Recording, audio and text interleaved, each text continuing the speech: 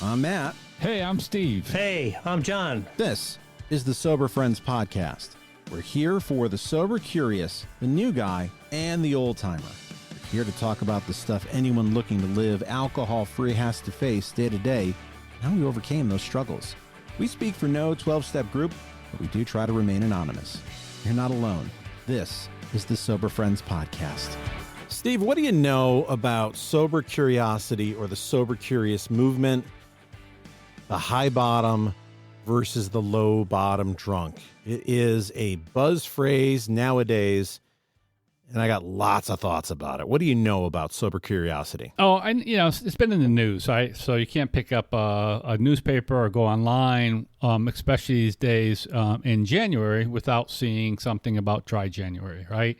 And when you talk to me about that kind of stuff, sober curious, that's exactly what I think. Oh, Dry January, and then if you're on social media at all, people talk about Dry June, like they're going to do a Dry June or something. So Dry July. Dry July, right. So that's what I think about is people who, are questioning where alcohol fits in their life, and they want to see, what being sober feels like to them. And that they, you can do that somewhat, I guess, by doing a Dry January or Dry July. And I guess it all depends on, how you do that and how you come out of it is the biggest thing, right? I think a lot of people can go a month without drinking. The question is, what do you do when you come out of it, and how do you act? Right. And I think that's where, if I was going to advise anybody to do a Dry January, I would say don't worry about that so much. But what happens in February? Like, do you try to make up for it? What do you do? So that's what I know about the sober curious people. And then there's a lot, right? Again, you and I are both out there. You more than me, but out there in the social media stuff. So there's tons of people out there who do recovery and sobriety way different than you and I do it. Right. And it seems to work for them, and it seems like it works. There are a lot of those people out there who I consider doing something really good. This is off topic from where we're going, but you're bringing something up where people are recovering out loud. And I thought recently listening to a podcast. So I'm going to say I recently listened to this podcast. God only knows when you're going to hear it, because when these get recorded don't necessarily line up with when you actually hear them. So it could be weeks later.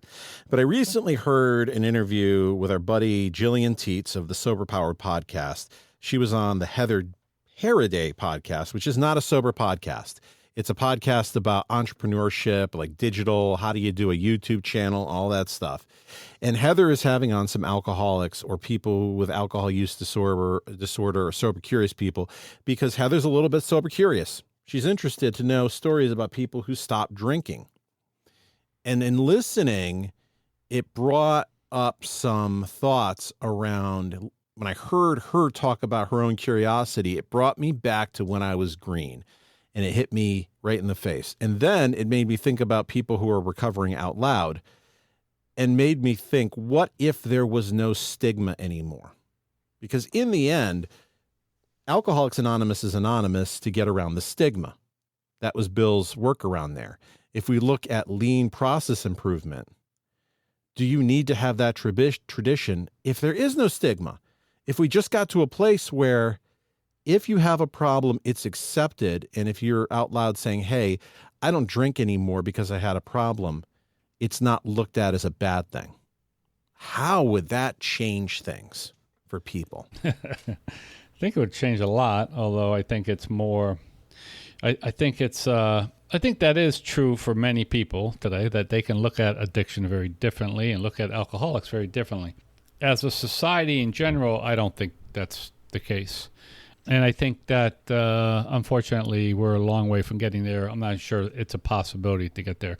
But it would be a lot easier that if you could go out there and say, like you said, as you like to say, recover out loud because you're so sober curious, and then be able to work through some of the pitfalls that come with that, right? And that's, like I said, how do you come out of that? How you do it without the shame, without the judgment, going on? Because let's face it, we know that as soon as you step into an AA room and you raise your hand and say, I'm an alcoholic, listen, we always welcome you back, but you are judged as the success of your sobriety, right? I mean, if you're in and out and in and out and out, some people are going to say, "Oh, this guy just can't get sober," right? So there is a judgment, even though there's a saying, you don't take up somebody else's inventory. So it is hard. And listen, we both know somebody who, because of that exact thing, has stopped doing AA, although he's still trying to find recovery. He stopped doing most of the AA stuff. He doesn't have stopped at all, but a lot of it because of that exact reason, because he just felt like he was in a spotlight. He could not stay sober, and there was just too much pressure on him. So I do think they go hand in hand somewhat, sober curious. Because let's face it, if you're sober curious, you're going to probably, for most people, well, I don't know, maybe if you're really thinking you got a problem, you claim to be sober curious when you're like really questioning, right? It's easy to go, oh man, I got a problem. And then somebody says, hey, why aren't you drinking? Like you could say, oh, I'm just doing a dry January, or I'm just doing a dry July, when it may be more than that. So not sure what any of that means, but it's tricky. It's tricky that that moderation is something that you and I can never find. I have no experience in moderation, so listen. No, I mean it. I have experience in failing at it. Right, I have no experience in moderation. As I like to say, I have a personality of more. John and I were hiking, and we got off there, and we met these young couple heading up, and we got talking to them, and we were talking. We were complaining about our story. He goes, "Oh, you sound just like my father." I'm like, "I am your father," right? It's like, and then so he started saying, I don't know. He said, "Oh, we got talking about drinking," and I'm like, "No, not us." And I said, "We have a personality of more." And he goes, "More what?" I said, "More everything." He goes, "More drugs, more alcohol." I said, "More everything." And that's what I have. So moderation never worked for me in anything. So I don't understand that. I can't help people figure that out. I can only help people figure out how and tell them how I stopped drinking. So the sober curious is great. Maybe for the sober curious people, they find out they have a problem. And then, as we always talk about on this podcast, they find a community that works for them. Right. Not our community, but community that works for them. Could be in our community. It could be. Absolutely. No, absolutely. It could be. I'm just saying, it doesn't have to be our community, but something that works for them that could help them. And there's plenty of out there. I mean, I listen to some podcasts out there that are people who, there's a podcast that I like. It's a woman and a guy. She dabbles in AA. She's used it. He's done less of that. But they talk. They talk about it. When they talk about their struggles, I identify with them. Right? They're just alcoholics. Just because they're choosing to find a different way is fine. Although there's some questions. There's some questions about one of them and what they're doing and how they handled a certain situation. But that's up to them. Again, I don't want to take their inventory. Wait, this is all. I could get sidetracked on this topic.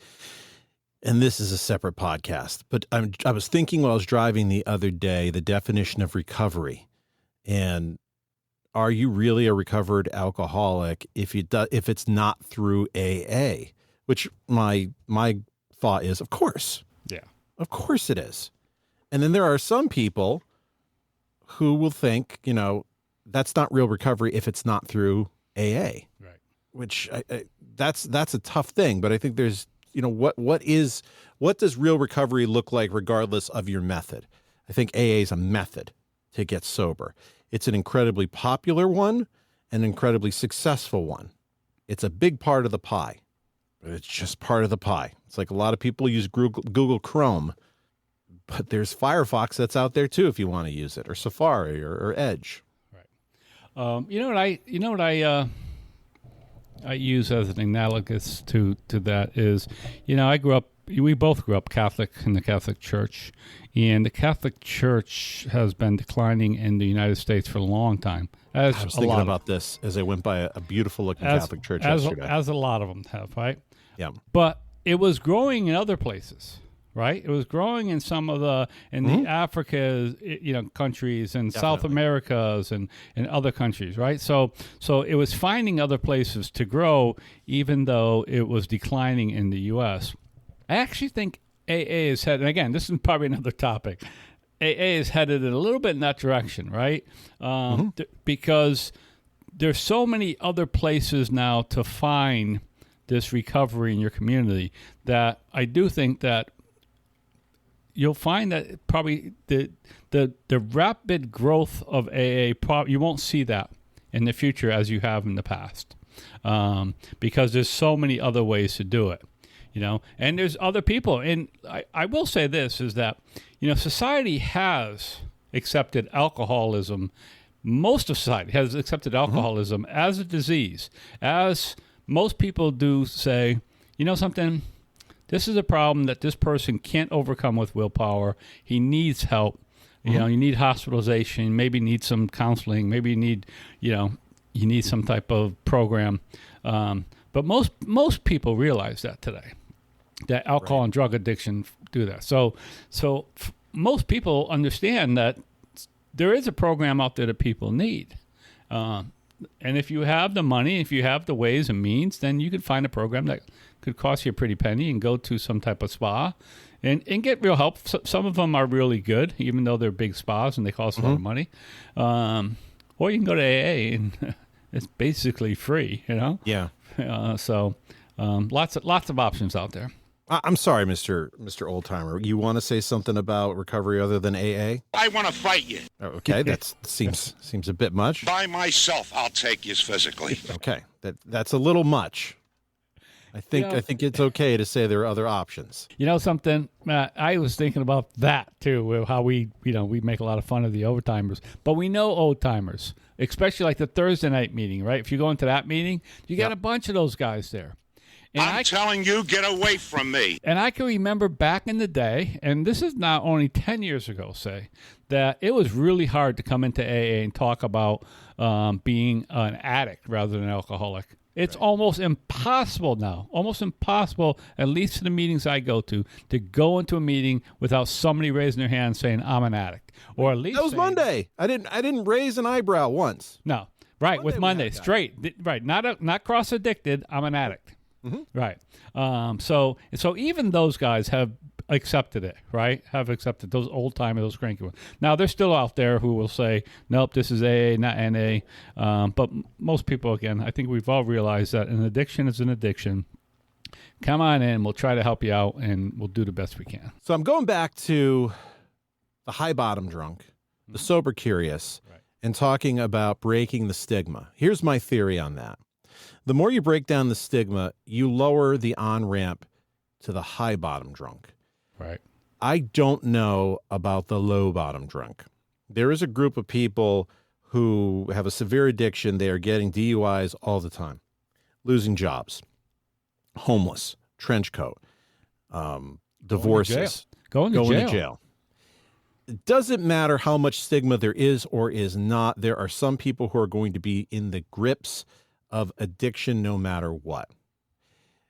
If you can lower that bar to people who might be more sober curious and look at it in a way of, I don't have to feel shame for this, that I'm realizing that I am uncomfortable with how I feel with alcohol, and I can stop, and there's a method and there's a fellowship I can get together that's going to help me do that, that would be a big thing.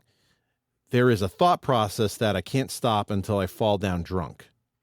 And you don't have to. I felt that way going in for the first time, sitting next to an old timer who literally fell into the emergency room with blood coming out of his mouth, his ass, his ears, his nose, literally. And it's easy for me to look at that and say, well, that never happened to me. Well, good, it never happened to me. I didn't have to go through that pain. You don't have to go through that pain either. You could be sober curious. Yeah, and you could start there, right? And again, we talked. My first time into this program, I've mentioned this many times. My first time into this program, it was very. I came in twice. I relapsed, and I came in a second time. My first time in, I still even then wouldn't be called a low bottom drunk, right? I lived in my own home, which was a condo at the time. I had 2 kids. I had a college education, which I had just finished a few years earlier.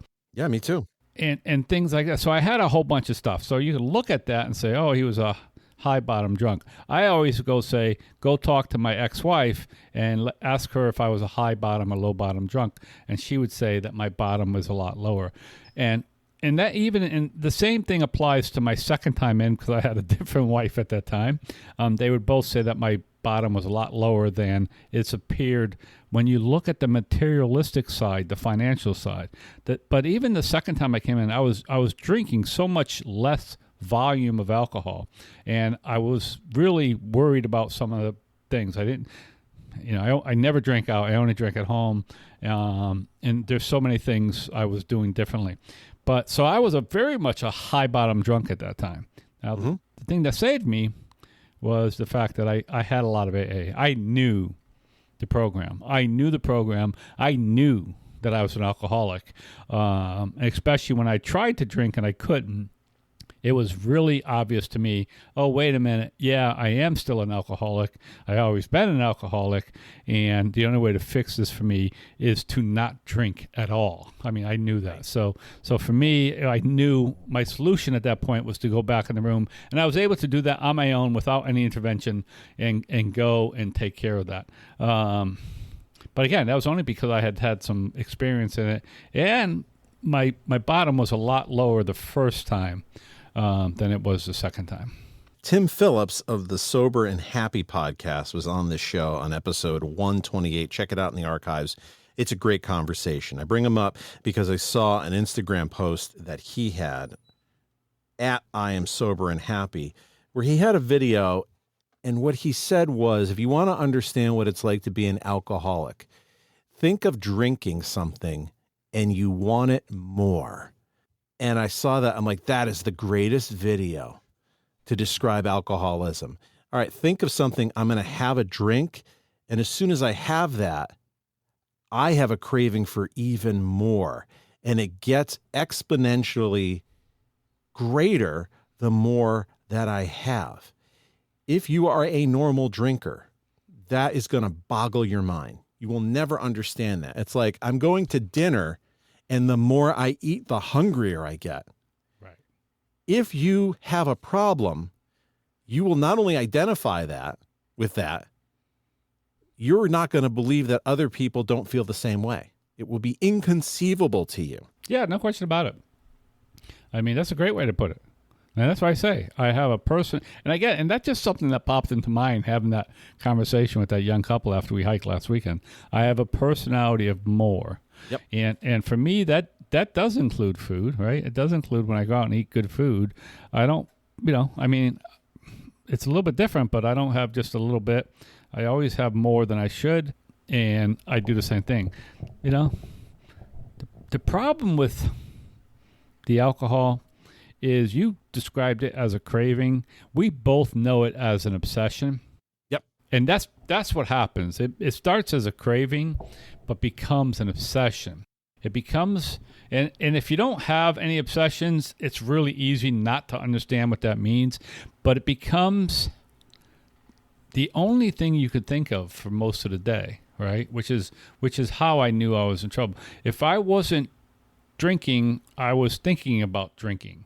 Or I was planning on drinking, right? No, really, I was planning on drinking. Yeah, no, I know this feeling. Or I was pissed off because I knew I couldn't drink. Like, it was always one of those things happening. Always. There was never any peace when I wasn't drinking. The only peace was when was the early part of my drinking. And I mean early by not early in my career, early in having those first few drinks. Like, I would have those first few drinks and feel like this relief that we talk about. We always talk about that, relief, that feeling of comfort that comes over us when we take that first drink. But even then, when I get into that fourth drink, once I hit that line where I know that I'm going too far with it, then I lose all that again. It becomes no longer fun. And I'm back into this miserable merry-go-round of not being able to get off. Once you feel that, I've gone over the line, it's way too late. Yeah. Because you have already booze in your belly that you're not going to feel for another 20 minutes. Yeah. So it's, even if you stop, it is going to get worse. I heard that on another podcast. I was driving around and listening to this other podcast, and this person was talking about he got, I think he called it surprise drunk.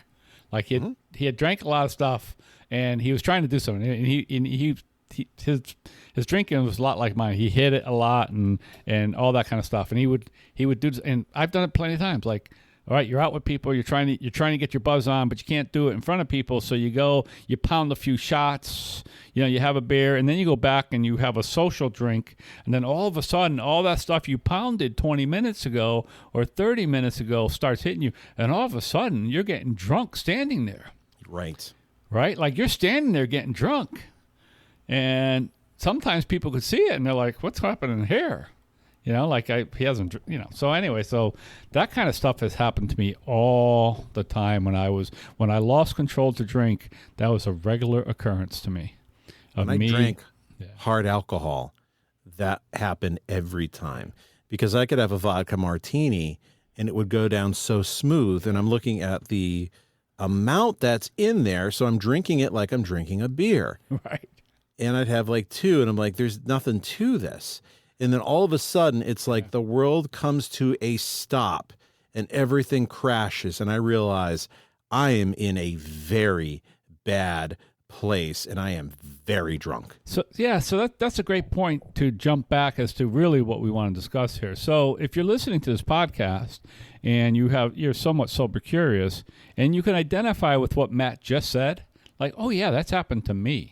Like I've done that, and you've done it more. Like anybody could do that on accident. You do it once or twice, and if you did it once or twice, and then that's not a problem. But if it happens to you on a fairly regular basis, or if it's something that you notice that is happening, then you may want to check into some sober curious stuff, some type of program to see, how do you feel without alcohol in your life, And the biggest thing we talk about in our program is in AA, it's the obsession, which is what we talked about. It's like I said, so if you find that you remove alcohol from your life and then all you can think about is, oh, I'm not drinking, like there's no comfort around the fact that you're not drinking, those are the red flags. Those are the red flags like, hey, you may want to pay attention to this. And again, it doesn't mean you're an alcoholic, but it may be something you want to pay attention to. And make sure that you have your arms wrapped around it before it gets out of control. Because one of the things we always talk about is that once you cross that line, and right. It's happened to us all, once you cross that line, it's almost impossible to come back. We always say, once you're a pickle, you can never be a cucumber again. Right? That's what we're talking about, right? So if you think about a cucumber and a pickle, once you're a pickle, you're never going back to that cucumber. It's the same way for everybody that I know who's been an alcoholic, is that once they cross that line, there was no going back to that normal drinker who could have a couple beers or a couple glasses of wine, or God forbid, leave a half a glass of wine on a table at dinner and leave the restaurant. It's impossible to go back to that. And that's my experience, and the people that I've seen in the program and people I've seen recover is that they just can't do that. I would propose that there's a spectrum, that once you get over a certain line and you're in the spectrum, you can't go back. It's sort of like if you go to the store, in one section of the store are the fresh pickles that are refrigerated, and then there are the Vlasic ones that have been boiled so that they can have the canning process, and those things are really pickled. Yeah. They're both pickles, but they're different in how pickled that they are. I think once you get over that line, you can't go back. But there is a threshold of where you are. On one end of that threshold, you have the person who can't even maintain a home and is on the street and can't live without drugs and alcohol. On the other end, you have somebody that once it's in their body, it causes them to go nuts, but they might be able to go a long period of time without it as long as it's away, that there is some level of control there, but once it's in their body, we're no good. And you may move through that spectrum in different ways. You could go pretty fast, or it might go pretty slow. I would almost say the person, and I think I was a pretty slow one, the person who goes through pretty slow is more in danger because you may never get fixed because you're not seeing as much as somebody else. If that happens fast, it's apparent to everybody. Yeah. If you slide down the bottom quickly, And again, you could see it yourself. Like I noticed it myself when I relapsed, right? So it was obvious to me that when I decided to start drinking again, and for me it was a complete decision. I thought that I would give it a shot. I thought, man, I'm gonna get, maybe I could do this after 14 years. I'm gonna give it a shot. Really, it was true. I went out on this sales thing, and I just said I'm gonna drink, and I'm gonna see how it looks. And so once I started drinking again, and then I started seeing how I was drinking, which was exactly the way I drank when I stopped the first time. And I always say in 3 months, less than 3 months probably, I was drinking in my basement alone again. Once I saw that, it was easy for me at that point to go, oh, I'm back, right? So, but here's the problem, and this is where we talk about crossing that line, okay, is that I recognized in December of 2009 that I had a drinking problem and I could not stop my own drinking. I knew that. And now I drank all the way to July before I decided to come into the program again. So I drank for another solid, the end of July, another solid 6 months where a lot of crap was happening in my life. A lot of stuff was going on. I talk about it. My marriage was, touch and go. Back in December was when my wife went to see a divorce attorney. All this time I'm drinking, I'm trying to hide it from my wife, and we're trying to go through the marriage. It was a mess. So because I'm an alcoholic, I crossed that line again, and there's nothing I could do about it, right? Until circumstances got me to go back. There were circumstances that got me to go back, but I had to hit a certain wall to get there. And that's what we talk about. That's how it works for me, is that I can't go back. I'm a pickle. And no matter how much I want to be a cucumber, it doesn't matter. It's just impossible for me to even think about it. So if you've just been thrown into the brine, you're still a pickle. Yeah. It doesn't matter how fresh you are. Right. Don't compare where I am in the pickling process if I've started the pickling process. It really, listen to Heather Paraday's podcast with Jillian Teets really made me think back that my bottom was the awareness that I had a problem, and that knowledge that this is very clear that I have a problem was enough of a bottom for me, at least at the time. That's how I saw it. Having a problem in and by itself was as unacceptable enough for me to realize that things had to change, that was enough to get me to stop. And I struggled with that for probably a good year, thinking I didn't deserve my spot in recovery because other people had more bona fides than me. Right. They went to rehab, and they had this and they had that, and they were bleeding from their ass and that type of stuff. And that wasn't me. So I don't belong there. No, I was lucky that was enough of an irritant that it was, okay, I got to stop. For some people, it's more. For some people, it's less. And that's the thing to hold on to if you have a curiosity here. If you're thinking like Tim said, in terms of, I drink, I want more, you're going to have to trust me here that that's the abnormal reaction. When my wife has a few sips of wine, she wants less. Mm-hmm. I cannot get my head around that mindset. And that tells me I have a problem. Yeah. I'm willing to trust to that. Here's how I know it. And this is how the thing is, I'm hyper focused on it, right? So when I was hiking last Saturday, so basically 7 days ago, right? My wife went out while I was gone and got herself a bottle of wine. I think she finished that bottle of wine Wednesday night. Small so when bottle. Did this start? Saturday night. Was it like a 700 or the 750? 750, right? The regular bottles, right? Yeah. Okay. Right? So she got 5, and again, 5 full days out of that bottle of wine, which would have lasted me an hour. Right? You know what would be in my head? If I don't finish this, it's going to go to waste because of oxidation. Yeah. It was never a problem. But that's why I look at it. And I remember watching that thing. And every time I opened the fridge, it's sitting there. So I could watch how it's not going down, right? And again, because I'm an alcoholic, I'm hyper-focused on those things. So I notice how much that bottle goes down each day. And she would come out and, a lot of times around 5 o'clock, we'll sit down together, read the newspaper, watch the news or something, be watching something, and she'll have a glass of wine before dinner. And that's what she'll do. And have it. How long did it take her to drink the glass? It takes an hour, maybe 45 minutes at least. Yeah. which is right. I said that's the other thing. That's the other thing that pisses me off. You can tell that I'm an alcoholic because I hate when she orders a second glass of wine at dinner because it takes her so long to finish it. Usually we're sitting there and we're done, and she doesn't guzzle wine. Like I look at it and I could just guzzle it and be done with it.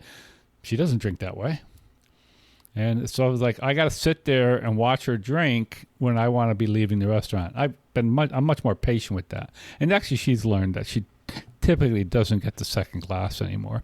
Because that's where she ends up leaving it behind, which pisses me off because then we paid for it and then she leaves it behind. It's the only thing I'm thinking here is she's doing it wrong. Right. There's nothing right about how she's doing this in the process. Right. It's taking too long. It's taking too many days. Yeah. This is not how you do it. But that's the difference between her and I, right? And you, her, that, she can do that and I can't do that. I listen. I've had those same bottles of wine. I've always talked about it. When at the end of my relapse, before I came in, I was drinking the same wine as her, the same bottles, but mostly the same bottles. None of them would last me more than a few hours at night. I get home, I was working in an office, but by the time I got home, it might be 6 o'clock, and that bottle would be done. I would finish that bottle, and probably more if I had more, before I went to bed. Sometimes I wouldn't finish the bottle, and I invested in vacuum tops, some really good vacuum tops and a pump that would give me the superficial peace of mind to allow me not to finish it. Right. And sometimes I would get to a certain point on the bottom that's like, no matter how much more I want to finish this, I must stop and top it. Right. I will tell you, I got through most of the bottle of those. It was almost like I'm not going to drink the whole thing, but I basically drank the whole thing to say I didn't drink the whole thing. Yep. Then there were some nights that I couldn't, but that I realized that whole vacuum top thing was a ruse to tell myself I didn't have a problem, that I could do it, and that's what would give me the permission not to. Because if I didn't have the vacuum top, then I have to. I've wasted my money because that will go bad. You can't put the cork in there. It's going to oxidize. Yeah, and again, I'll go back to anybody who might be listening to this. If you identify with any of this stuff, right, those are the things that you might want to look at and say maybe there's something going on. I mean, if you look at a bottle of wine and think, oh, I'm going to stop before I finish it, because if I finish it, then I'm an alcoholic. That is a little game we play with ourselves early on. Yes. Early on. Right? Yeah. That we, that's when we start knowing that we might be having a problem. So we start playing those games with ourselves. Here's what's great for you if you do have some super curiosity, and this wasn't available for me and it wasn't available for Steve. There are now alcohol-free bars, alcohol-free places that you can go out to, these craft non-alcoholic drinks that if you want to try that are not O'Doul's, that are not Coors Cutter, that is like, warmed over bath water, that there is some stuff out there. There is, I actually would like to have this guy on. I've been talking back and forth with a guy who lives in the Finger Lakes, and he never was much of a non-alcoholic guy. And now he's sort of embraced, I would like to try all these craft non-alcoholic places and go from place to place and try these places that you can go have an alcohol-free experience. That terrifies me. Mm-hmm. But I'm really interested in somebody doing that. And if that's the thing that might say, well, I don't want to stop drinking because of the experience, there are now places and beverages where you don't have to give up that experience. You just don't have the alcohol. If that works for you, I will tell you right now, it does not work for me. I'm not interested. Plus, I don't like people, and I don't like to be around people, and leaving the house is, that's a difference. That's another personal defect I have to work on. So there's that. But if you're curious, this is like the best time ever to do it and try out, because you can remove the excuses of you don't need to have the alcohol to go do something fun. It's not like the alcohol-free places are the uncool places. No, they can be pretty cool. They just don't have any alcohol. And quite frankly, the people who don't have a problem, the people who drink that one glass of wine over 2 hours, the probably be happy enough to go to a non-alcoholic bar with you. Absolutely. Yeah, I'm with you. It wouldn't work for me. I can't have anything that's like supposed to be alcohol and is make-believe not alcohol, or, is not alcohol and is supposed to be make-believe alcohol. It just doesn't work. It's like, it's the same reason why I don't drink non-alcoholic beer. If I drink it, it's going to taste like beer, right? If it's done right, it's going to taste like beer, but it's not going to give me the buzz, and it's going to mess with my brain is what it's going to do. My brain's going to be expecting the buzz to come with it. So there's no question about it. And again, I could tell you that that's how it works for me, because I did that during my 14 year of being sober, right? I did drink the non-alcoholics beers, and I did do that. And I would go out to a bar and drink a little bit like I was drinking a regular beer. Like, I wouldn't go there and sip on one. I'd go there and have 3 or 4 of them, right? So it doesn't work for me. It's not something I'm interested in, but you're absolutely right. If it's something that, if you don't have a problem, but you're looking to cut back or whatever, then it might be the perfect place for you to go. Check it out, have some fun, and still, and think about it. You go out, you can have some fun. I'm sure there's lots of activities you can do with it, and you don't have to worry about the consequences of being pulled over or getting arrested, all the hangovers that come with it. The only thing you probably worry about is putting on a few pounds, because they're probably full of calories. Oh, of course they are. Yeah, I feel the same way about decaf. I would love to hear your thoughts. You can reach out to us on the website, soberfriendspod.com, on Instagram and Threads at soberfriendspod, or on Facebook at soberfriendspod. But I'm mostly on honestly, Facebook is like a repeat of everything that goes on Instagram. You can reach out to us on Instagram and join the conversation. What's your thoughts? Are you sober curious? Have you tried the non-alcoholic stuff?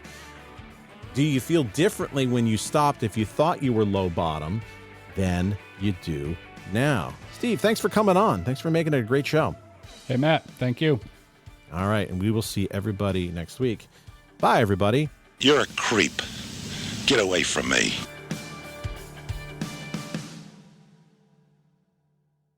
You made it this far into the podcast. That tells me you're a pretty big fan. If you like what we do and you find value in the podcast, consider a donation at buymeacoffee.com/soberfriendspod. Your donation keeps us on the air to help out the new guy and helps us defray some of our costs. If you find value in our podcast, please consider a donation at buymeacoffee.com/soberfriendspod.